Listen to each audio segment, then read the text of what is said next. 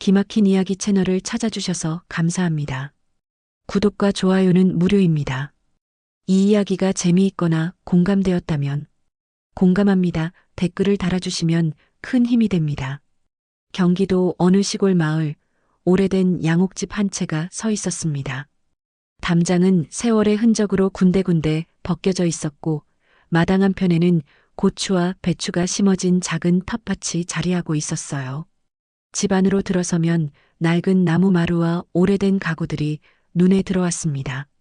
그 집에는 60세의 아내가 살고 있었어요. 새벽 5시 아내는 어김없이 눈을 떴습니다. 창밖은 아직 어둠에 잠겨 있었지만 아내의 손은 이미 움직이기 시작했어요. 부엌으로 향한 아내는 냉장고를 열었습니다. 오늘도 남편 도시락을 싸야 했거든요. 62세의 남편은 아직 은퇴 전이었습니다. 공무원 생활 30년을 훌쩍 넘긴 남편은 매일 아침 7시 30분이면 집을 나섰어요. 아내는 달걀을 꺼내 프라이팬에 올렸습니다. 지글지글 소리가 고요한 새벽을 깨웠어요. 밥을 퍼담고 김치를 얹고 멸치볶음을 한쪽에 놓았습니다. 반찬 하나하나에는 아내의 정성이 담겨 있었죠. 도시락을 싸는 동안 아내의 머릿속에는 오늘 해야 할 일들이 스쳐 지나갔습니다. 오늘은 제사 준비를 해야 하는데 아내는 작게 한숨을 내쉬었어요. 시댁 제사가 다가오고 있었습니다. 벌써 몇십 번째 제사였을까요? 아내는 셀 수도 없을 만큼 많은 제사를 치러왔습니다. 결혼한 지 35년 그 세월 동안 빠진 제사가 단 한 번도 없었어요. 남편이 일어났습니다. 세수를 마친 남편은 식탁에 앉아 아침을 먹었어요. 아내가 끓여놓은 된장찌개와 밥 한 그릇, 그리고 김 몇 장이 전부였습니다. 남편은 말없이 밥을 먹었어요. 아내도 마주 앉아 조용히 아침을 들었습니다. 여보, 오늘 시누이 댁에 들러야 하지? 남편이 입을 열었습니다. 그래야죠. 제사 준비할 것들 확인해야 하니까요. 아내는 담담하게 대답했어요. 시누이는 남편의 누나였습니다. 60세인 시누이는 자식들을 모두 해외로 보낸 뒤 홀로 고향집을 지키고 있었어요. 그 집은 시아버지가 남긴 집이었습니다. 넓은 대지에 세워진 한옥이었죠. 시누이는 그 집에 혼자 살면서도 집안의 모든 일을 쥐고 흔들었습니다. 남편은 도시락을 들고 현관을 나섰어요. 아내는 대문까지 따라 나가 남편을 배웅했습니다. 남편의 뒷모습이 골목 끝으로 사라질 때까지 지켜본 아내는 다시 집 안으로 들어왔어요. 설거지를 하고 빨래를 돌리고 방을 정리했습니다. 오전 10시가 되자 아내는 장바구니를 들고 집을 나섰어요. 시장에 가서 제사에 쓸 재료들을 사야 했거든요. 명태, 두부, 시금치, 도라지. 아내는 머릿속으로 필요한 재료들을 하나하나 떠올렸습니다. 시장은 사람들로 붐볐어요.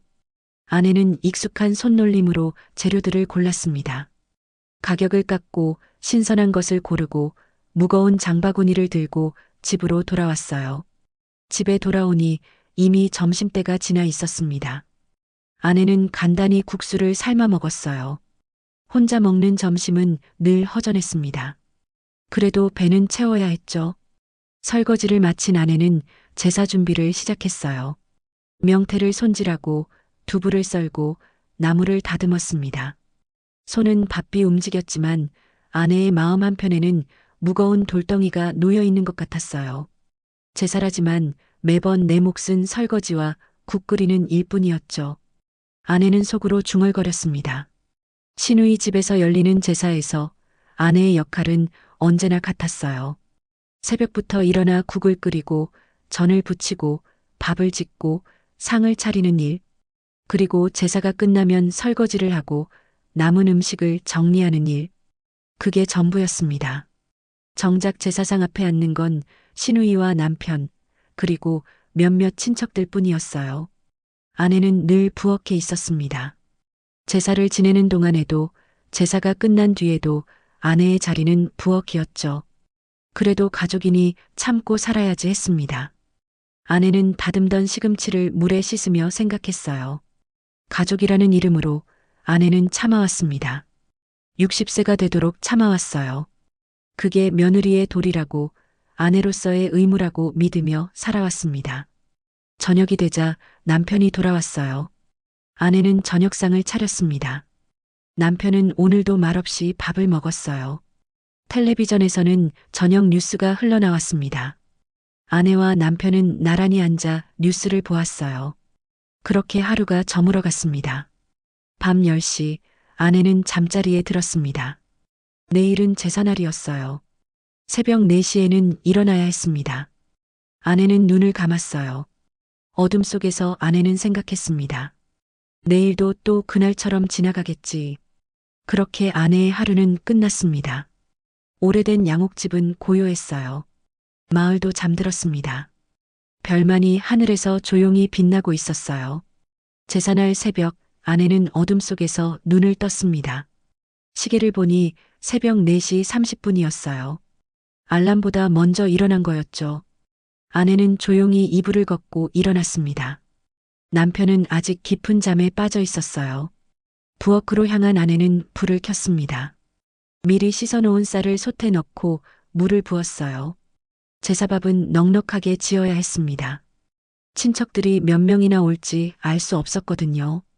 밥을 안 치고 나서 아내는 냉장고에서 미리 손질해둔 재료들을 꺼냈습니다. 명태를 꺼내 도마 위에 올렸어요. 칼로 조심스럽게 포를 떴습니다. 손이 시렸지만 아내는 멈추지 않았어요. 명태전을 부치려면 밀가루 옷을 입혀야 했죠. 달걀도 풀고 밀가루도 준비했습니다. 새벽 5시가 되자 남편이 일어났어요. 남편은 세수를 하고 양복으로 갈아입었습니다. 제사 때는 늘 정장을 입었거든요. 아내도 옷을 갈아입었어요. 검은색 치마와 흰색 블라우스, 30년 전부터 입어온 옷이었습니다. 여보, 나 먼저 형님 댁에 갈게. 당신은 준비 다 되면 오고. 남편이 말했습니다. 알았어요. 전 부치고 국 끓여서 갈게요. 아내는 대답했어요. 남편은 현관을 나섰습니다. 아내는 다시 부엌으로 돌아왔어요. 프라이팬을 달구고 기름을 두르고 명태전을 하나씩 올렸습니다. 지글지글 소리와 함께 구수한 냄새가 퍼졌어요. 전을 부치는 동안 아내의 손은 쉴 틈이 없었습니다.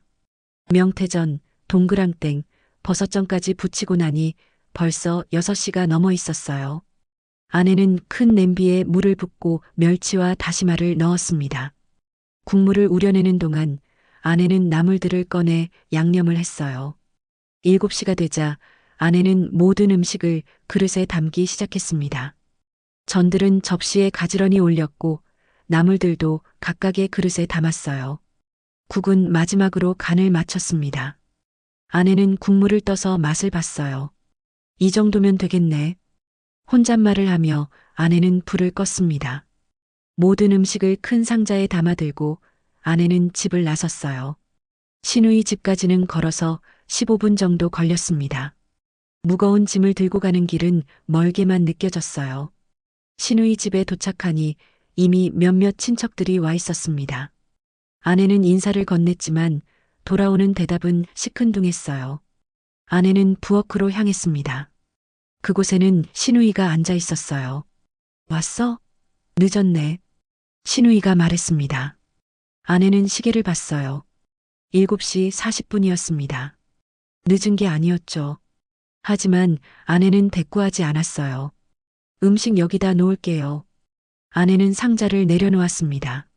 시누이는 그릇 하나하나를 들여다보더니 고개를 끄덕였어요. 이번엔 그럭저럭 괜찮네. 시누이의 말에 아내는 아무 말도 하지 않았습니다. 시누이는 자리에서 일어나 거실로 나갔어요. 아내는 혼자 남아 제사상을 차리기 시작했습니다. 밥을 놓고 국을 올리고 전과 나물을 배치했어요. 과일도 깎아서 올렸습니다.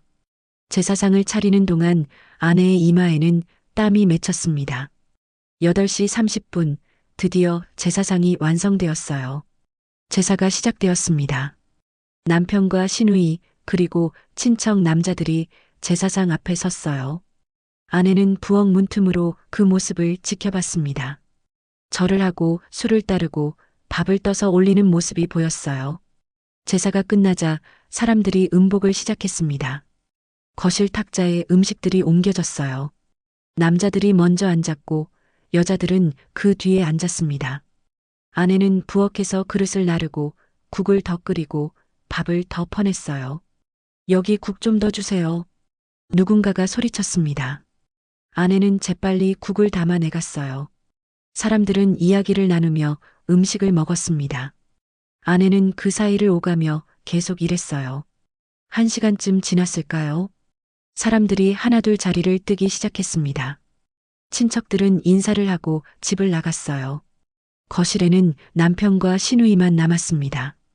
아내는 설거지를 시작했어요. 설거지를 하는 동안 거실에서 남편과 시누이의 대화 소리가 들려왔습니다. 무슨 얘기를 하는지 정확히는 들리지 않았지만 시누이의 목소리가 조금씩 높아지는 게 느껴졌어요. 설거지를 마친 아내는 부엌을 정리했습니다. 바닥을 닦고 행주를 빨고 음식물 쓰레기를 버렸어요. 모든 일을 마치고 나니 벌써 11시가 넘어 있었습니다. 아내는 거실로 나갔어요. 남편은 소파에 앉아 있었고 시누이는 주방 식탁에 앉아 있었습니다. 아내가 나타나자 시누이가 입을 열었어요. 수고했어. 밥 먹고 가. 시누이는 식탁 위에 놓인 작은 그릇을 가리켰습니다. 국 한 그릇과 묵은 김치 몇 조각이 전부였어요. 제사 음식은 하나도 없었습니다.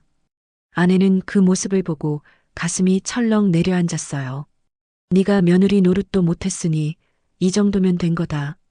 시누이가 차갑게 말했습니다.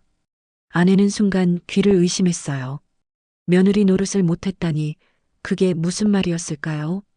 아내는 35년 동안 단 한 번도 제사를 빠진 적이 없었습니다. 새벽부터 일어나 음식을 준비하고 설거지를 하고 정리를 했어요. 그런데 며느리 노릇을 못했다니 아내의 가슴속에서 뜨거운 무언가가 치밀어 올랐습니다. 분노였어요. 지금까지 참아왔던 모든 서름이 한꺼번에 올라왔습니다. 아내는 눈시울이 뜨거워지는 걸 느꼈어요. 눈물이 맺혔지만 아내는 꾹 참았습니다. 남편을 봤어요. 남편은 고개를 숙이고 있었습니다. 아무 말도 하지 않았어요. 아내는 남편에게서도 실망감을 느꼈습니다. 그래도 한마디는 해줄 거라 기대했는데 남편은 침묵으로 일관했어요. 아내는 돌아서서 현관으로 향했습니다. 신발을 신고 문을 열었어요. 밖으로 나서는 순간 차가운 바람이 얼굴을 스쳤습니다. 아내는 빠른 걸음으로 집을 향해 걸었어요. 눈물이 흘러내렸습니다. 아내는 손으로 눈물을 닦았지만 눈물은 계속 흘렀어요. 집에 도착한 아내는 방으로 들어가 이불을 뒤집어 썼습니다. 목이 메었어요. 울음이 터져 나오려고 했지만 아내는 이불을 입에 물고 소리를 죽였습니다. 한참 뒤 남편이 돌아왔어요. 남편은 방문을 열고 안으로 들어왔습니다. 아내는 등을 돌린 채 누워 있었어요. 남편이 아내의 어깨에 손을 올렸습니다. 여보, 남편의 목소리가 떨렸어요. 아내는 대답하지 않았습니다. 남편은 한참을 그렇게 서 있다가 조용히 말했어요. 미안해. 내가 잘못했어. 남편의 눈빛에는 뭔가 다른 결심이 서려 있었습니다. 하지만 아내는 그걸 보지 못했어요. 아내는 그저 눈을 감고 있었습니다. 제사가 끝난 뒤 사흘이 지났습니다. 아내는 그동안 말을 아꼈어요. 남편과도 필요한 말만 주고받았습니다. 아침을 차려주고 저녁을 준비하고 그렇게 하루하루를 보냈어요. 마음속 응어리는 풀리지 않았습니다. 그런데 나흘째 되는 날 아침이었어요. 남편이 식탁에 앉더니 조심스럽게 입을 열었습니다. 여보, 오늘 나랑 같이 좀 나가줄래? 아내는 국그릇을 놓으며 남편을 봤어요. 어디를요? 은행. 볼 일이 있어서. 남편의 목소리에는 평소와 다른 단호함이 묻어 있었습니다. 아내는 고개를 끄덕였어요. 남편이 은행에 가자고 한 건 처음이었거든요. 오전 10시 두 사람은 집을 나섰습니다. 마을 버스를 타고 읍내로 향했어요. 버스 안에서 남편은 계속 창밖만 바라봤습니다. 무슨 생각을 하는지 알 수 없었어요. 아내도 말을 걸지 않았습니다. 읍내에 도착해서 은행 앞에 섰을 때 남편이 갑자기 멈춰 섰어요. 여보, 사실은 남편이 말을 꺼냈습니다. 하지만 곧 입을 다물었어요. 무언가 말하기 어려운 게 있는 것 같았습니다. 아내는 남편을 조용히 바라봤어요. 일단 안으로 들어가자. 남편은 은행 문을 열고 들어갔습니다. 아내가 뒤따라 들어갔어요. 은행 안은 한산했습니다. 남편은 창구로 가지 않고 상담실 쪽으로 향했어요. 직원에게 뭔가 말을 하더니 곧 작은 상담실로 안내받았습니다. 상담실 문이 닫히자 남편은 가방에서 낡은 봉투 하나를 꺼냈어요. 봉투는 누렇게 바랜 상태였습니다. 세월의 흔적이 역력했죠. 이게 뭐예요? 아내가 물었습니다. 여보, 사실 오래전 아버지 유언장을 내가 봤어. 남편의 말에 아내는 깜짝 놀랐어요. 시아버지는 10년 전에 돌아가셨습니다. 그때 유언장이 있다는 얘기는 들었지만 신우이가 모든 걸 처리했다고만 알고 있었어요.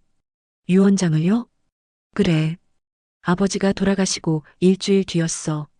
형님이 나한테 유언장을 보여줬지. 근데 그게 이상했어. 남편은 봉투를 열었습니다. 안에는 서류 몇 장이 들어 있었어요. 아버지는 재산을 나누라고 하셨어. 집도, 땅도, 예금도 전부 공평하게 나누라고. 근데 형님이 보여준 유언장에는 전부 형님 앞으로 돼 있었어. 아내는 숨이 멎는 것 같았습니다. 그럼 나는 이상했어. 아버지가 평생 공평하게 살라고 하셨는데 그럴 리가 없다고 생각했지. 그래서 몰래 사본을 떠났어. 원본은 형님이 감춰버렸지만 남편은 서류를 펼쳤어요. 거기에는 시아버지의 필체로 쓰인 글씨가 보였습니다. 아내는 서류를 들여다봤어요. 재산 목록과 분배 방법이 적혀 있었습니다. 집은 반씩, 땅도 반씩, 예금도 반씩 나누라고 명확히 써 있었어요. 이걸 왜 지금까지? 아내의 목소리가 떨렸습니다. 미안해. 형님이 무섭기도 했고 가족이 싸우는 게 싫기도 했어. 그냥 참고 살면 되지 않을까 했어. 근데 남편은 아내를 똑바로 봤어요. 근데 지난번 제사 때 당신 모습을 보고 깨달았어. 내가 비겁했다는 걸, 당신을 지키지 못했다는 걸. 남편의 눈에 눈물이 맺혔습니다. 35년을 함께 살았지만 아내는 남편의 이런 모습을 처음 봤어요. 이제라도 싸우자. 당신이 받은 서름, 내가 받은 무시, 이제 그만 참고 싶어. 남편의 목소리는 단호했습니다. 아내는 서류를 다시 봤어요. 손이 떨렸습니다. 놀라움과 두려움, 그리고 뜨거운 무언가가 가슴속에서 솟아올랐어요. 하지만 신우이가 가만히 있을까요? 아내가 조심스럽게 물었습니다. 안 가만히 있겠지. 싸움이 될 거야. 힘든 싸움이 될 거고. 근데 여보, 우리가 잘못한 게 뭐가 있어? 아버지가 남긴 걸 공평하게 나누자는 건데. 남편은 아내의 손을 잡았어요. 나 혼자는 못해. 당신이 힘을 줘야 해. 같이 싸워줄래? 아내는 남편의 손을 느꼈습니다. 거친 손이었어요. 일하느라 굳은 살이 박인 손이었죠. 그 손이 지금 자신을 꼭 잡고 있었습니다. 아내의 머릿속에 지난 35년이 스쳐 지나갔어요. 새벽마다 일어나 도시락을 싸던 날들, 제사 때마다 부엌에서 혼자 일하던 시간들, 시누이의 차갑던 말들, 국 한 그릇과 묵은 김치가 전부였던 그날의 모습. 그리고 아내는 깨달았습니다. 이제껏 쌓였던 서름이 분노로 바뀌고 있다는 걸. 참기만 했던 세월이 이제는 억울함으로 느껴진다는 걸. 알았어요. 아내가 말했습니다. 같이 싸울게요.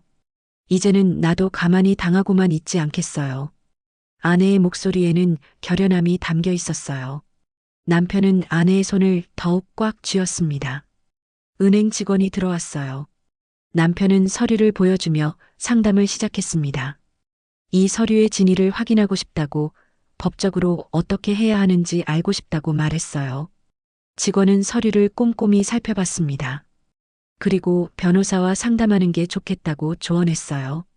상속 문제는 법률 전문가의 도움이 필요하다고 했습니다. 상담을 마치고 은행을 나선 두 사람은 길을 걸었어요. 아내는 걸으면서 생각했습니다. 정말로 싸우게 되는구나. 시누이와 친척들과 어쩌면 세상과 두려움이 없지 않았어요. 하지만 동시에 묘한 해방감도 느껴졌습니다. 이제 더 이상 참지 않아도 된다는 것, 당당히 맞설 수 있다는 것. 여보, 아내가 남편을 불렀어요. 고마워요. 용기 내줘서. 남편이 빙그레 웃었습니다. 나야말로 고마워. 믿어줘서. 두 사람은 나란히 걸었어요. 오후 햇살이 따스했습니다. 앞으로 어떤 일들이 펼쳐질지 알 수 없었지만 적어도 지금 이 순간만큼은 두 사람이 함께라는 게 든든했어요. 변호사 사무실을 찾은 건 은행을 다녀온 지 이틀 뒤였습니다. 남편이 인터넷으로 찾아낸 곳이었어요. 읍내에서 조금 떨어진 곳에 있는 작은 법률사무소였습니다. 아내와 남편은 버스를 2번이나 갈아타고 그곳에 도착했어요. 사무실 문을 열고 들어서자 젊은 변호사가 맞이했습니다. 30대 중반쯤 돼 보이는 남자였어요. 변호사는 두 사람을 상담실로 안내했습니다. 어떤 일로 오셨습니까? 변호사가 물었어요. 남편은 준비해온 서류들을 꺼냈습니다. 시아버지의 유언장 사본, 그리고 재산 목록이 적힌 문서들이었어요. 변호사는 서류를 하나하나 꼼꼼히 살폈습니다. 이 유언장은 언제 작성되신 건가요? 10년 전입니다. 아버지가 돌아가시기 한 달 전쯤이요. 남편이 대답했어요. 변호사는 고개를 끄덕이며 계속 서류를 봤습니다. 한참을 살펴보던 변호사가 입을 열었어요. 필적 감정이 필요하긴 하지만 일단 보기에는 진짜 같습니다. 도장도 찍혀 있고 증인 서명도 있네요. 아내는 가슴이 두근거렸어요. 진짜라니 정말로 시아버지가 공평하게 나누라고 하신 거구나. 그런데 문제가 있습니다. 변호사의 말에 아내와 남편은 긴장했어요. 이미 상속 등기가 누님 명의로 끝난 상태잖아요. 그걸 되돌리려면 소송을 해야 합니다. 쉽지 않은 싸움이 될 겁니다. 얼마나 걸릴까요? 남편이 물었습니다. 빠르면 6개월, 길면 1년 이상도 걸릴 수 있습니다. 그리고 상대방이 강하게 나오면 더 복잡해질 수도 있고요. 변호사는 솔직하게 말했어요. 아내는 걱정이 앞섰습니다. 1년이라니 그 긴 시간 동안 시누이와 싸워야 한다는 게 두려웠어요. 그래도 할 겁니다. 남편이 단호하게 말했어요. 알겠습니다. 그럼 일단 필적 감정부터 의뢰하고 소장을 준비하겠습니다. 변호사는 서류를 복사하기 시작했어요. 상담을 마치고 나오는 길에 남편이 아내의 손을 잡았습니다. 걱정되지? 네. 시누이가 어떻게 나올지. 아내의 목소리가 떨렸어요. 괜찮아. 우리가 잘못한 게 아니잖아. 남편은 아내를 안심시켰습니다. 하지만 아내의 불안은 쉽게 가라앉지 않았어요. 일주일 뒤 변호사에게서 연락이 왔습니다. 필적 감정 결과 진짜라는 게 확인됐다는 소식이었어요. 이제 본격적으로 소송을 시작할 수 있다고 했습니다. 남편은 변호사에게 진행하라고 답했어요. 그로부터 사흘 뒤였습니다. 저녁 6시쯤 집 앞에 차 한 대가 멈춰 섰어요. 시누이였습니다. 시누이는 차에서 내리더니 거칠게 대문을 두드렸어요. 아, 문 열어. 시누이의 목소리가 동네에 울려 퍼졌습니다. 아내는 놀라서 현관으로 달려갔어요. 문을 열자마자 시누이가 안으로 쳐들어왔습니다. 이게 무슨 짓이야?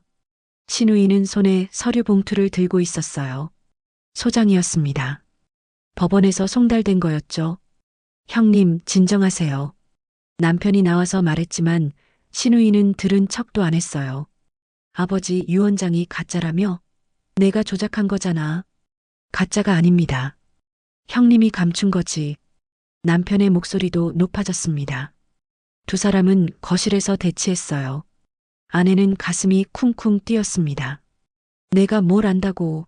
아버지는 나한테 모든 걸 맡기셨어. 아니에요. 아버지는 공평하게 나누라고 하셨어요. 형님이 혼자 독차지한 거지. 남편은 물러서지 않았어요. 신우이의 얼굴이 붉어졌습니다. 좋아. 그렇게 나올 거면 나도 가만히 안 있을 거야. 두고 봐. 신우이는 그 말을 남기고 집을 나갔어요. 차를 타고 떠나는 뒷모습이 보였습니다. 아내는 다리에 힘이 풀려 주저앉았어요. 괜찮아? 남편이 아내를 부축했습니다. 무서워요. 신우이가 저렇게 화내는 거 처음 봤어요. 당연히 화내지. 자기가 가로챈 게 들통났으니까. 남편은 담담하게 말했지만 얼굴에는 긴장이 역력했어요. 다음 날부터 전화가 오기 시작했습니다. 친척들이었어요. 신우이가 친척들에게 연락을 돌린 게 분명했습니다. 야, 내가 형님한테 소송을 걸었다며? 그게 사람이 할 짓이냐? 고모부였어요. 아내가 전화를 받았는데 고모부는 아내를 호되게 꾸짖었습니다. 집안 망신이다. 당장 소송 취하해. 아내는 아무 말도 못하고 전화를 끊었어요. 손이 떨렸습니다. 그런데 또 전화가 왔어요. 이번엔 작은아버지였습니다. 형님 혼자 고생하시는데 너희가 돈이나 노리고 그러냐? 부끄러운 줄 알아라. 작은아버지도 똑같았어요. 아내는 더 이상 전화를 받지 않았습니다. 하지만 전화는 계속 왔어요. 문자도 쏟아졌습니다. 모두 비난과 욕설뿐이었어요. 사흘 뒤 신우이가 친척들을 모두 불렀습니다. 고향집에서 집안 회의를 한다는 거였어요. 남편에게도 연락이 왔습니다. 나오기 싫으면 말고 대신 소송은 각오해. 신우이의 문자였어요. 남편은 아내와 상의했습니다. 가볼까요? 아내가 물었어요. 가야지. 우리가 떳떳한데 왜 피해? 남편은 결심한 듯 보였습니다. 아내도 고개를 끄덕였어요. 두려웠지만 피할 수는 없었습니다. 그날 오후 두 사람은 신우이 집으로 향했어요. 집에 도착하니 이미 친척들이 모여 있었습니다. 15명은 좋게 넘어 보였어요. 모두 심각한 표정이었습니다. 거실에 들어서자 신우이가 일어섰어요. 왔어? 자, 다들 봐. 이 사람들이 나한테 소송을 건 사람들이야. 신우이의 말에 친척들이 아내와 남편을 쳐다봤습니다. 차가운 시선들이었어요. 형님, 우리는 당연한 권리를 찾는 거예요. 남편이 말했습니다. 당연한 권리? 아버지가 나한테 모든 걸 맡기셨는데? 아버지는 공평하게 나누라고 하셨어요. 유언장이 있습니다. 그게 가짜라니까? 내가 조작한 거지. 신우이가 소리쳤어요. 그러자 친척들도 하나둘 말을 보탰습니다. 형님 말이 맞아. 아버님이 형님한테 다 맡기셨다고 우리도 들었어. 너희가 욕심이 과한 거야. 집안 돈만 노리고 동생이 형님한테 소송을 거는 게 말이 되냐? 친척들의 비난이 쏟아졌습니다. 아내는 귀를 막고 싶었어요. 하지만 꾹 참았습니다. 남편의 손을 꼭 잡았어요. 저희는 잘못한 게 없어요. 아버지 뜻대로 하자는 것뿐이에요. 남편이 또박또박 말했습니다. 가족을 배신한 주제에 고모부가 소리쳤어요. 형님 고생하시는데 뒤통수를 치다니. 작은아버지도 거들었습니다. 아내는 눈물이 날 것 같았어요. 하지만 울지 않았습니다. 대신 입을 열었어요. 저희가 언제 형님을 배신했나요? 35년 동안 제사 한 번 안 빠지고 왔어요. 새벽부터 일어나서 음식 만들고 설거지하고 그랬어요. 그런데 형님은 저한테 국 한 그릇만 주셨어요. 그게 며느리 대접인가요? 아내의 목소리가 떨렸습니다. 친척들이 조용해졌어요. 형님만 힘드신 게 아니에요. 저희도 힘들었어요. 이제는 당당하게 살고 싶어요. 아내의 말에 남편이 고개를 끄덕였습니다. 하지만 친척들의 표정은 변하지 않았어요. 신우이가 비웃듯이 말했어요. 그래, 좋아. 법대로 하자. 법정에서 보자고. 그날 아내와 남편은 아무 말 없이 집으로 돌아왔습니다. 두 사람은 처음으로 정면 충돌을 선택한 거였어요. 재판 준비가 본격적으로 시작됐습니다. 변호사는 일주일에 한 번씩 연락을 주며 진행 상황을 알려왔어요. 필적 감정이 끝났고 증거 자료도 충분히 확보했다고 했습니다. 첫 번째 재판 날짜도 잡혔어요. 2달 뒤였습니다. 아내는 그 2달 동안 잠을 제대로 이루지 못했어요. 밤마다 뒤척였습니다. 재판에서 지면 어쩌나, 신우이가 또 무슨 수를 쓸까, 그런 생각들이 머릿속을 떠나지 않았어요. 남편도 마찬가지였습니다. 회사에서 돌아오면 늘 피곤한 얼굴이었어요. 친척들이 회사로 전화를 걸어 남편을 괴롭힌다는 얘기를 들었습니다. 남편은 아무 말 안 했지만 아내는 알 수 있었어요. 재판을 한 달 앞둔 어느 날이었습니다. 저녁을 먹고 있는데 초인종이 울렸어요. 아내가 문을 열자 택배 기사가 서 있었습니다. 서명 좀 해주세요. 등기 우편이었어요. 아내는 서명을 하고 봉투를 받았습니다. 발신인을 보니 신우이였어요. 아내는 가슴이 철렁했습니다. 여보, 형님한테서 뭔가 왔어요. 남편이 다가와 봉투를 열었어요. 안에는 서류 몇 장이 들어 있었습니다. 남편이 서류를 펼쳐보더니 얼굴이 하얗게 변했어요. 이게 뭐야? 아내도 서류를 봤습니다. 거기에는 시아버지의 필체로 쓰인 다른 유언장이 있었어요. 내용은 모든 재산을 신우이에게 준다는 것이었습니다. 그리고 남편 앞으로 쓴 편지도 있었어요. 내 아들아, 내 누나가 평생 집안을 지켜왔다. 모든 재산은 누나에게 주어라. 너는 이미 충분히 받았다. 아내는 손이 떨렸어요. 이게 무슨 일인가 싶었습니다. 가짜일 거야. 형님이 조작한 거야. 남편이 말했지만 목소리에는 확신이 없었어요. 아내도 그렇게 생각했지만 불안했습니다. 다음 날 아침 남편은 서류를 들고 변호사 사무실로 달려갔어요. 아내도 함께 갔습니다. 변호사는 서류를 꼼꼼히 살펴봤어요. 한참을 들여다보던 변호사가 한숨을 쉬었습니다. 이거 필적이 진짜처럼 보이긴 합니다. 변호사의 말에 아내는 눈앞이 캄캄했어요. 하지만 날짜를 보세요. 이 유언장은 저희가 가진 것보다 일주일 뒤에 작성된 거예요. 남편이 서류를 가리키며 말했습니다. 변호사도 고개를 끄덕였어요. 맞습니다. 만약 이게 진짜라면 나중에 쓴 유언장이 유효하게 됩니다. 아내는 가슴이 내려앉았어요. 나중에 쓴 유언장이 유효하다니. 필적 감정을 다시 해봐야겠습니다. 하지만 시간이 걸릴 겁니다. 변호사는 걱정스러운 표정이었어요. 며칠 뒤 재판 날짜를 일주일 앞두고 신우이가 기자회견을 열었습니다. 지역 신문사를 불러 인터뷰를 한 거였어요. 다음 날 신문에 기사가 났습니다. 동생이 형을 배신, 유언장 조작 의혹. 아내는 신문을 보고 숨이 막혔어요. 기사에는 신우이의 말만 실려 있었습니다. 남편이 가짜 유언장을 만들어 재산을 노렸다는 내용이었어요. 신우이는 인터뷰에서 눈물까지 흘렸다고 했습니다. 평생 집안을 지켜왔는데 동생이 이렇게 나올 줄 몰랐어요. 아버지가 살아계시면 얼마나 슬퍼하실까요? 신문을 읽은 마을 사람들이 아내와 남편을 이상한 눈으로 보기 시작했어요. 슈퍼에 가면 수군거리는 소리가 들렸습니다. 저 집 남편이 형한테 소송 걸었다며? 돈이 얼마나 탐났으면. 아내는 슈퍼에 가는 것도 두려워졌어요. 외출할 때마다 사람들의 시선이 따가웠습니다. 그리고 재판 사흘 전이었습니다. 친척들이 다시 모였어요.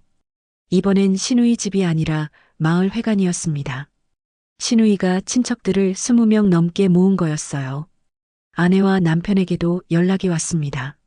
오지 않으면 가족의 연을 끊겠다는 협박이었어요. 남편은 가야 한다고 했습니다. 아내는 두려웠지만 남편을 따라갔어요. 회관에 도착하니 친척들이 빙 둘러 앉아 있었습니다. 아내와 남편이 들어서자 모두가 돌아봤어요. 차가운 시선들이었습니다. 자, 모두들 왔으니 시작하자. 신우이가 일어섰어요. 손에는 서류 뭉치를 들고 있었습니다. 오늘 내가 여러분을 부른 이유는 이 사람들의 거짓말을 폭로하기 위해서야. 신우이는 서류를 펼쳤어요.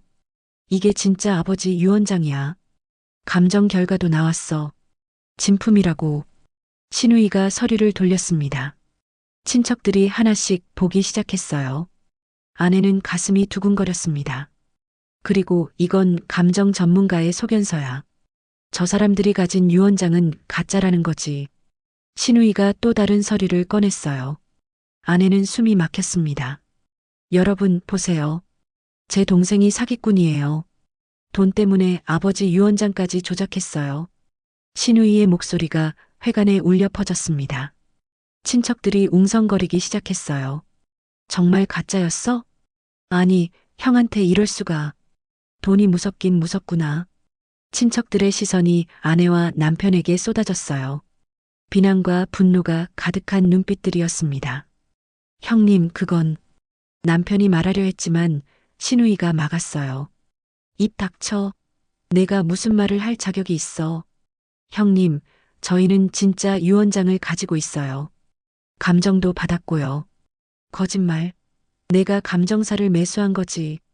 신우이가 소리쳤습니다. 친척들도 거들었어요. 맞아. 요즘 돈만 주면 뭐든 되잖아. 형님이 거짓말할 이유가 없지. 순식간에 분위기가 신우이 편으로 기울었습니다. 아내는 아무 말도 할 수 없었어요. 무슨 말을 해도 소용없을 것 같았습니다. 여러분, 저는 이 사람들을 용서할 수 없어요. 가족의 연을 끊겠어요. 신우이가 선언했습니다. 앞으로 제사에도 오지 마.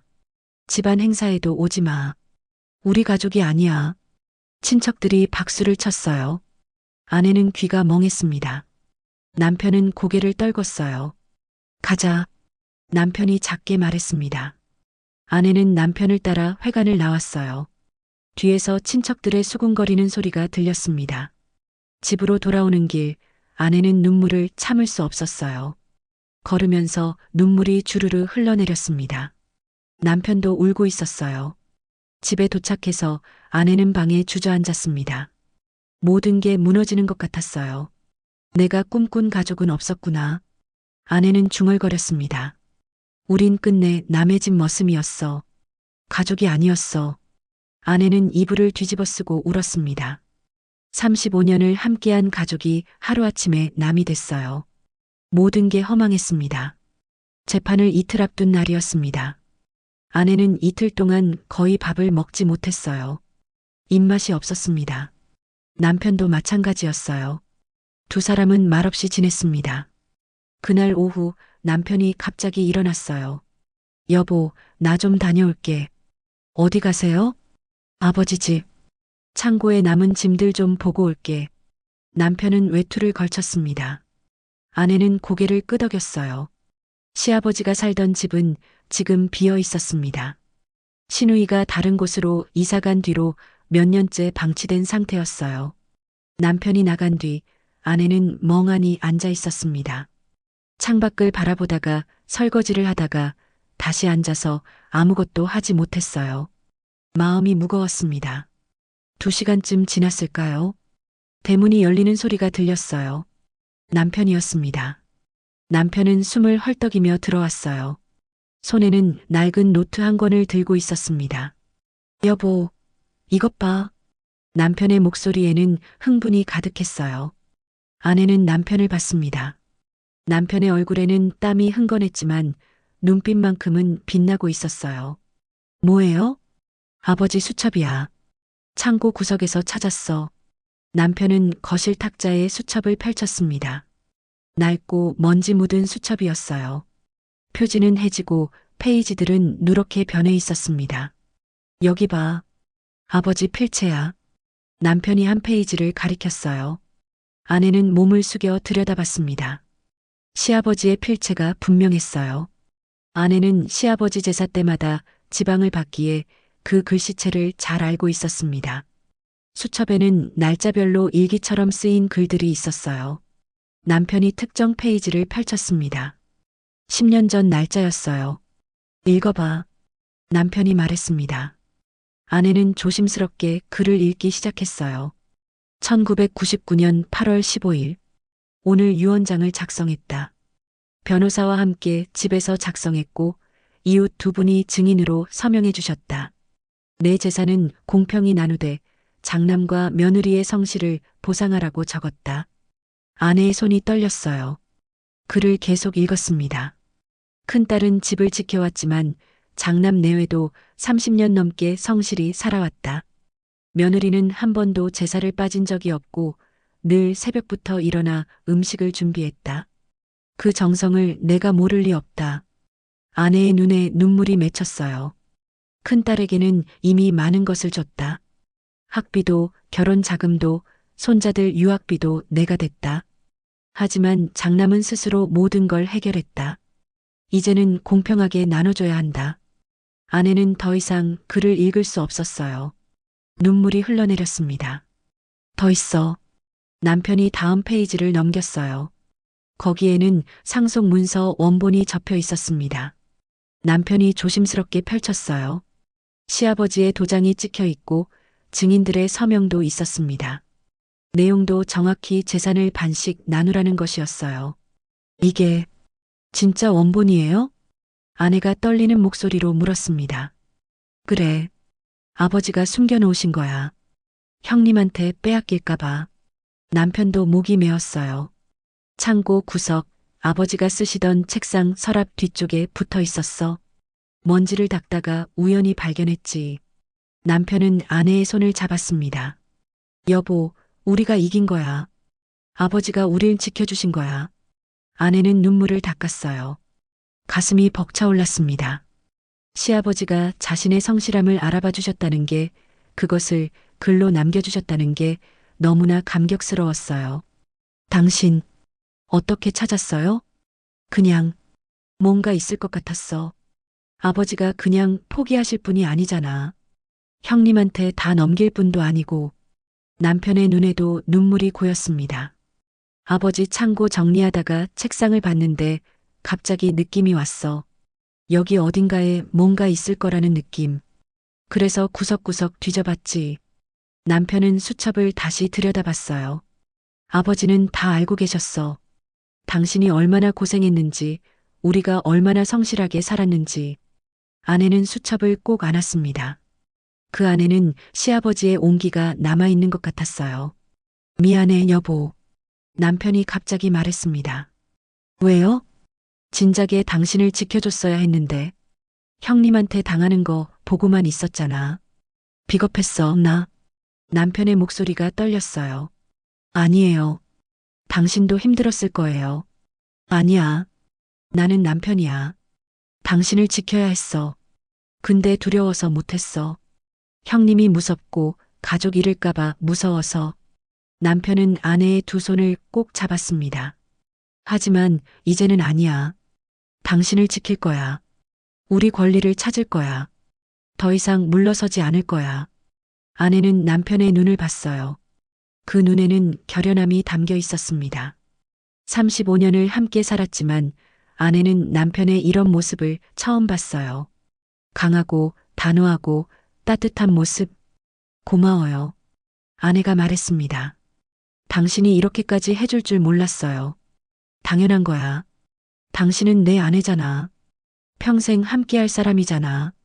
남편이 빙그레 웃었어요. 아내도 웃었습니다. 눈물이 또 흘렀지만 이번에는 슬픔의 눈물이 아니었어요. 감동의 눈물이었습니다. 내일 변호사한테 가자. 이걸 보여주고. 남편이 수첩을 들었어요. 네. 가요. 아내는 고개를 끄덕였습니다. 가슴속 무거운 돌덩이가 조금씩 사라지는 것 같았어요. 절망이 희망으로 바뀌고 있었습니다. 그날 저녁 두 사람은 오랜만에 밥을 제대로 먹었어요. 아내가 끓인 된장찌개와 남편이 좋아하는 김치찌개, 그리고 계란 후라이. 소박한 저녁이었지만 따뜻했습니다. 맛있어? 아내가 물었어요. 응. 오늘따라 더 맛있네. 남편이 대답했습니다. 두 사람은 마주보며 웃었어요. 밤이 되어 잠자리에 들 때 남편이 아내의 손을 잡았습니다. 여보, 우리 이길 거야. 네. 이길 거예요. 아내는 확신에 찬 목소리로 대답했어요. 처음으로 마음이 편안했습니다. 시아버지가 함께 있다는 느낌이 들었어요. 두 사람을 지켜보고 있다는 느낌. 아내는 눈을 감았습니다. 오랜만에 편안한 잠이 찾아왔어요. 남편도 깊은 잠에 빠졌습니다. 수첩은 탁자 위에 놓여 있었어요. 달빛이 수첩을 비췄습니다. 내일이면 모든 게 달라질 거였어요. 진실이 밝혀질 거였습니다. 두 사람은 그걸 믿었어요. 재판 당일 아침이었습니다. 아내는 새벽 5시에 일어났어요. 긴장돼서 잠을 설쳤습니다. 남편도 이미 일어나 있었어요. 두 사람은 조용히 씻고 옷을 갈아입었습니다. 떨려요. 아내가 말했어요. 나도. 근데 우리가 이길 거야. 남편은 가방에 수첩과 서류들을 챙겼습니다. 아내는 남편의 손을 잡았어요. 따뜻했습니다. 아침 9시 두 사람은 법원에 도착했습니다. 변호사가 입구에서 기다리고 있었어요. 오셨습니까? 준비 다 됐습니다. 변호사는 수첩을 받아든 뒤 흡족한 표정을 지었어요. 어제 미리 보여줬던 거였습니다. 이거면 충분합니다. 필적 감정도 의뢰했고 결과는 진품으로 나왔어요. 변호사의 말에 아내는 안도했습니다. 법정 안으로 들어갔어요. 이미 신우이가 와 있었습니다. 신우이 옆에는 신우이 측 변호사가 앉아 있었어요. 친척들도 방청석에 가득 앉아 있었습니다. 20명은 넘어 보였어요. 신우이가 아내와 남편을 쳐다봤습니다. 차갑고 적대적인 눈빛이었어요. 아내는 고개를 돌렸습니다. 모두 일어서 주십시오. 법정 직원의 목소리가 울렸습니다. 판사가 들어왔어요. 중년의 남자 판사였습니다. 모두 일어섰다가 다시 앉았어요. 지금부터 상속재산 분쟁 사건 재판을 시작하겠습니다. 판사가 서류를 펼치며 말했습니다. 신우이 측 변호사가 먼저 일어섰어요. 재판장님, 원고 측이 제출한 유언장은 조작된 것입니다. 저희가 가진 유언장이 진품입니다. 변호사는 서류를 제출했습니다. 신우이가 들고 나왔던 그 유언장이었어요. 이 유언장은 고인께서 돌아가시기 일주일 전에 작성하신 것으로 필적 감정 결과 진품으로 판명됐습니다. 판사가 서류를 받아 살펴봤어요. 한참을 들여다보더니 고개를 끄덕였습니다. 피고 측 변호사, 할 말 있습니까? 이번엔 남편 측 변호사가 일어섰어요. 재판장님, 저희도 새로운 증거를 제출하겠습니다. 변호사는 수첩을 꺼냈습니다.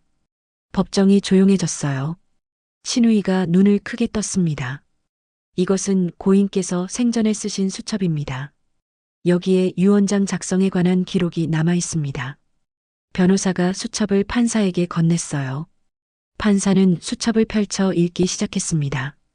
법정은 숨소리조차 들릴 듯 고요했어요. 그리고 이것이 진짜 유언장 원본입니다. 변호사가 또 다른 서류를 꺼냈습니다. 시아버지가 창고에 숨겨뒀던 바로 그 문서였어요. 판사는 수첩과 유언장을 번갈아 보았습니다. 한참을 들여다보더니 신우이 측을 봤어요. 피고 측, 이 증거에 대해 반박하시겠습니까? 신우이 측 변호사가 당황한 표정으로 일어섰습니다. 재판장님, 저희는 그 수첩의 진위를 의심합니다. 필적 감정을 받으셨습니까? 판사가 물었어요. 네, 진품으로 나왔습니다. 남편 측 변호사가 대답했습니다. 감정 결과서도 함께 제출했어요. 판사는 그것도 확인했습니다. 피고 측이 제출한 유언장도 필적 감정을 다시 해보겠습니다. 판사가 선언했어요. 신우이의 얼굴이 하얗게 변했습니다. 열흘 뒤 두 번째 재판이 열렸습니다. 판사가 결과를 발표했어요. 피고 측이 제출한 유언장에 대한 감정 결과 일부 필적이 조작된 것으로 밝혀졌습니다. 법정이 웅성거렸습니다. 신우이가 벌떡 일어났어요. 그럴 리 없어요. 저건 아버지가 직접 쓰신 거예요. 조용히 하십시오. 판사가 말했습니다. 신우이는 다시 앉았지만 손은 계속 떨리고 있었어요. 또한 피고가 10년 전 상속 등기를 진행하면서 제출한 서류들을 조사한 결과 일부 서류가 조작됐음을 확인했습니다. 판사는 계속 읽어내려갔어요. 특히 고인이 피고에게 증여한 것으로 기록된 부동산 거래 내역을 조사한 결과 실제로는 고인의 승낙 없이 피고가 단독으로 명의를 변경한 것으로 드러났습니다. 방청석에서 탄성이 터져 나왔습니다. 친척들이 서로를 쳐다봤어요. 신우이는 고개를 떨구고 있었습니다. 따라서 이 법정은 원고 측 주장을 받아들입니다. 고인의 재산은 원고와 피고에게 공평하게 분배되어야 합니다. 판사가 판결문을 낭독했어요. 아내는 믿을 수가 없었습니다. 이긴 거였어요. 정말로 이긴 거였습니다. 또한 피고의 문서 위조 및 재산 횡령에 대해서는 검찰에 수사 의뢰를 하겠습니다. 판사의 말에 신우이가 비틀거렸어요. 옆에 있던 변호사가 부축했습니다. 재판을 마치겠습니다. 판사가 자리에서 일어났어요. 법정이 시끄러워졌습니다. 친척들이 웅성거렸어요. 형님이 정말 조작을 한 거야? 아버님 재산을 혼자 가로챘다고? 친척들의 목소리가 들렸습니다. 신우이를 보는 눈빛이 달라졌어요. 아까까지만 해도 신우이 편이었던 친척들이 이제는 수군거리며 등을 돌렸습니다. 신우이는 비틀거리며 법정을 나가려 했어요. 그러다 그만 주저앉고 말았습니다. 변호사와 몇몇 사람들이 달려가 부축했어요. 신우이의 얼굴은 핏기 하나 없이 하얗게 질려 있었습니다. 아내는 그 모습을 보며 복잡한 감정을 느꼈어요. 미움도 분노도 있었지만 동시에 안쓰러움도 들었습니다. 하지만 이제 와서 동정할 수는 없었어요. 법정을 나서는데 남편이 아내의 손을 잡았습니다. 여보, 우리 이겼어.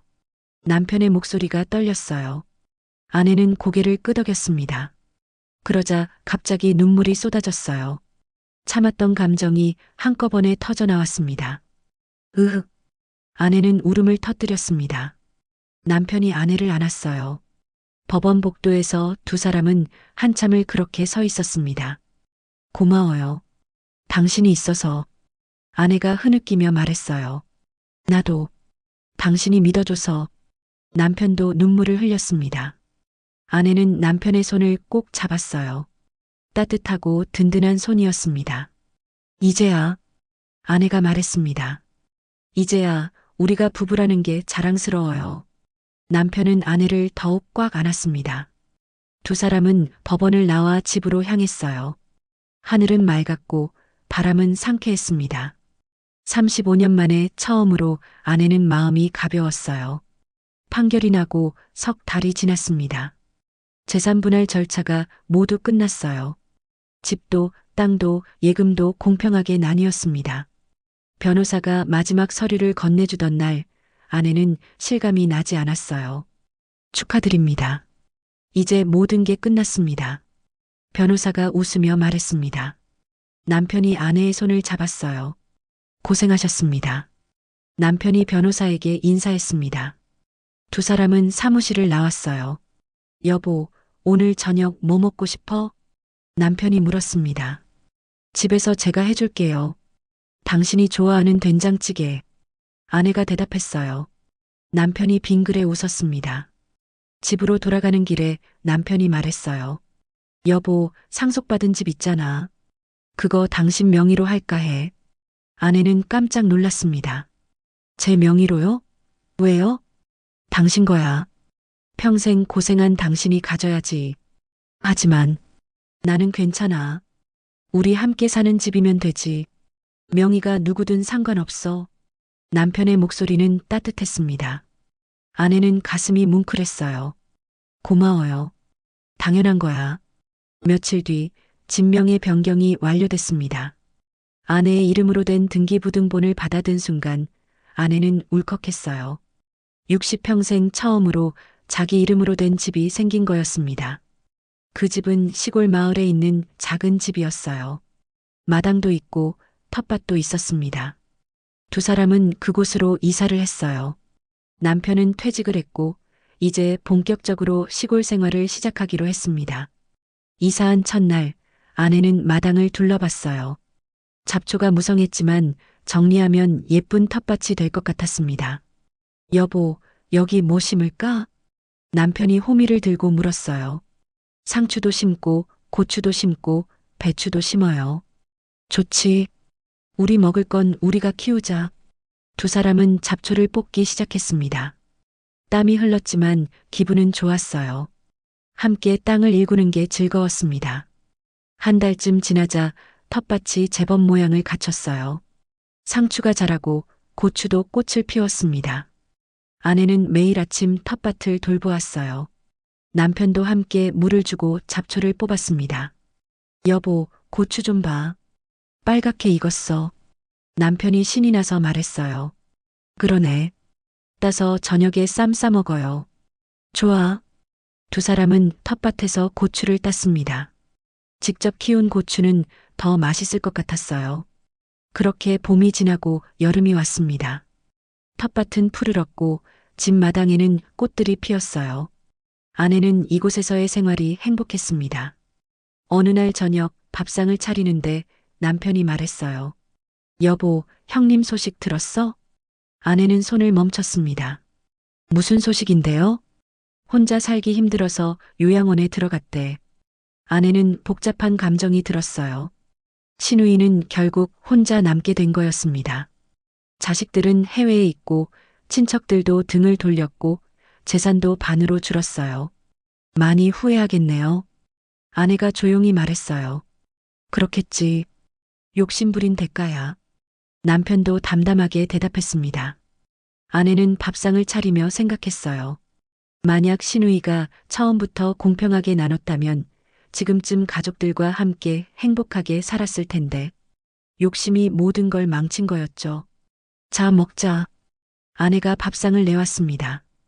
텃밭에서 딴 상추, 고추, 그리고 직접 담근 된장으로 끓인 찌개. 소박하지만 정성이 가득한 밥상이었어요. 잘 먹겠습니다. 남편이 손을 모았습니다. 아내도 마주 앉아 밥을 먹었어요. 두 사람은 천천히 밥을 씹으며 서로를 바라봤습니다. 맛있어? 응. 우리가 키운 채소라 더 맛있어. 남편이 웃었어요. 아내도 웃었습니다. 밥을 먹고 설거지를 하는데 아내는 문득 깨달았어요. 지난 35년 동안 늘 혼자 설거지를 했었죠. 그런데 지금은 남편이 옆에서 그릇을 닦고 있었습니다. 당신 언제부터 설거지 도와줬어요? 이사 온 뒤부터? 우리 둘이서 하면 빠르잖아. 남편의 대답에 아내는 웃음이 났어요. 달라진 거였습니다. 남편도 자신도 그리고 두 사람의 관계도. 설거지를 마치고 마당에 나갔어요. 여름밤의 별이 총총히 빛나고 있었습니다. 두 사람은 평상에 나란히 앉았어요. 시원하네. 남편이 말했습니다. 그러게요. 아내는 하늘을 올려다봤어요. 별들이 반짝였습니다. 남편이 아내의 손을 잡았어요. 행복해? 네. 행복해요. 아내는 진심으로 대답했습니다. 정말로 행복했어요. 큰 집도 많은 돈도 없었지만 남편과 함께 있으니 충분했습니다. 나도 행복해. 당신하고 이렇게 사니까. 남편이 아내의 손을 꼭 쥐었어요. 아내는 남편의 손을 느꼈습니다. 거칠지만 따뜻한 손이었어요. 여보. 아내가 남편을 불렀습니다. 응? 사랑해요. 아내의 말에 남편이 깜짝 놀랐어요. 35년을 함께 살았지만 아내가 사랑한다는 말을 한 건 처음이었습니다.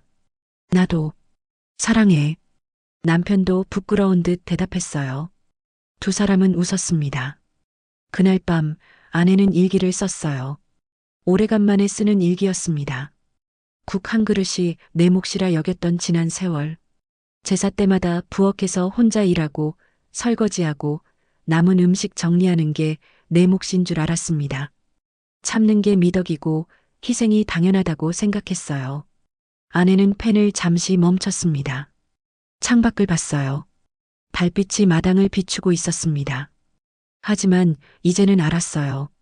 내 몫은 그게 아니었어요. 따뜻한 밥상, 남편과 나란히 앉아 나누는 게 내 몫이었습니다. 함께 웃고, 함께 일하고, 함께 행복해하는 게 내 몫이었어요.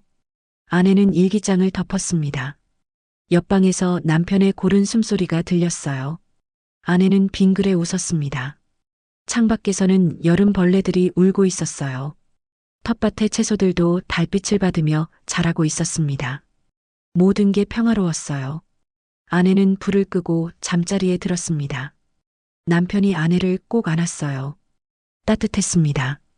잘 자, 잘 자요. 두 사람은 눈을 감았습니다. 내일이면 또 새로운 하루가 시작될 거였어요. 텃밭을 돌보고 밥을 지어 먹고 함께 웃으며 살아갈 거였습니다. 작은 집, 소박한 밭, 그리고 서로를 사랑하는 두 사람. 그것만으로 충분했어요. 아내는 생각했습니다. 이게 진짜 행복이구나. 달빛은 작은 집을 부드럽게 감싸고 있었습니다. 두 사람은 평온한 잠에 빠져들었어요. 그렇게 새로운 세계가 시작됐습니다.